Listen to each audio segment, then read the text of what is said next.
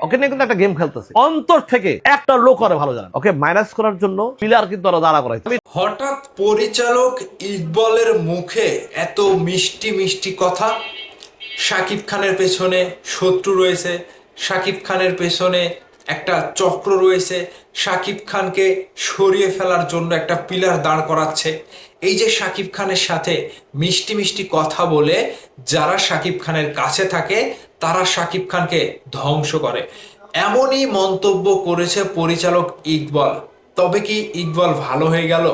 তবে কি ইকবাল বন্ধুত্বের টানে শাকিব খানের ভালো চায়? তিনি যে কথাটা বলছে যে আমি 10-12 বছর ওনার সাথে ছিলাম, শাকিব খানের সাথে ছিল, সেই সময়টাতে শাকিব খানকে বুদ্ধি দিত এবং শাকিব খানের বিপদে আপদে সব সময় অ্যাক্টিভ ছিল। সেই ইকবাল দীর্ঘদিন শাকিব খানের কাছ থেকে সরে যাওয়ার পরে এক কথায় শাকিব খানের বিপরীতে যে কোনো শক্তি কিংবা যে কোনো অপশক্তির নাম ছিল ইকবাল, যিনি কিনা শাকিব খানের বদনামি করে এসেছে বারবার। কিন্তু এবারের যে ব্যাপারটা ঘটে গিয়েছে, শাকিব খানকে নিয়ে যে কথাগুলো রটেছে, শাকিব খানের পেছনে অনেক অশুভ শক্তি রয়েছে এবং এবারের প্রিন্স সিনেমাটি নিয়ে যেভাবে শাকিব খানকে এক জায়গাতে মানে একেবারে আঁকড়ে ধরা হয়েছে কিংবা এক জায়গাতে বসে দেওয়ার চেষ্টা করা হয়েছে, সেই জায়গাতে পরিচালক ইকবাল সরব। তিনি বলছে যারা শাকিব খানের কাছে থাকে তারা শাকিব খানকে ভালো বুদ্ধি দেয় না কিংবা শাকিব খানের মাথার ভেতরে কোনো ভালো বুদ্ধি তারা পুশ করে না, শুধু শুধু মুখে ভালো ভালো কথা বলে কিংবা শাকিব খানের পা চেটে শাকিব খানকে তারাই আবার ধ্বংস করে। ঠিক এবারের কথাগুলো একটু ভিন্ন ধাঁচের ছিল।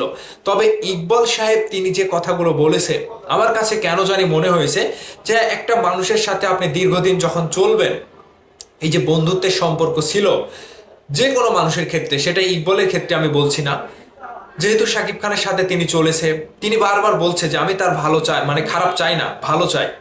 আমার মা তাকে ছেলের মতো দেখতো, খুবই পছন্দ করতো, তো তার পাশে আমি যখন ছিলাম কোনো অশুভ শক্তি তার কাছে আসতে পারেনি।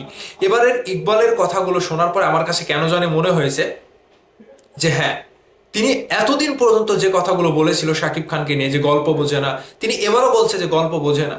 কিন্তু প্রিন্স সিনেমার গল্প অনুযায়ী শাকিব খান যেভাবে বলেছে যে আমি 30টা গল্প শোনার পরে একটা গল্প সিলেক্ট করি, শাকিব খান ভাই এই গল্পটাও সিলেক্ট করেছিল ঠিক একইভাবে। কিন্তু ব্যাটে বলে না মেলার কারণে প্রিন্স সিনেমাটির এরকম একটা পরিস্থিতি তৈরি হয়েছে। তবে কি ইকবালের কথাগুলো মানে ওই যে গল্প বোঝে না এই কথার বাইরে আমি গেলাম।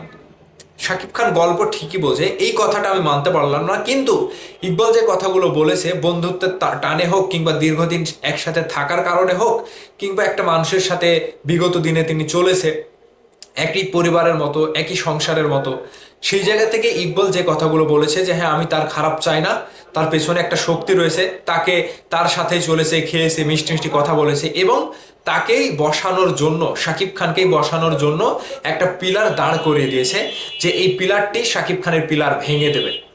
এই কথাগুলো আমার কাছে সত্যিই মানে অবাক লেগেছে যে ইকবাল যে কথাগুলো শাকিব খানকে নিয়ে বারংবার বলে সেগুলো হয়তো রাগে ক্ষোভে কিংবা তিক্ততার সাথে বলে, যে মন থেকে শাকিব খান উঠে গিয়েছে। কিন্তু এই যে একটা টান, ভেতরের একটা বন্ধুত্বের পরিচয় কিংবা পরিচয়ের যে একটা সম্মান, সেই জায়গাটা ইকবাল কেন জানি একটু হলেও এবার প্রমাণ দিল যে হ্যাঁ শাকিব খানের বিপদে তিনি সবসময় অ্যাক্টিভ থাকবে।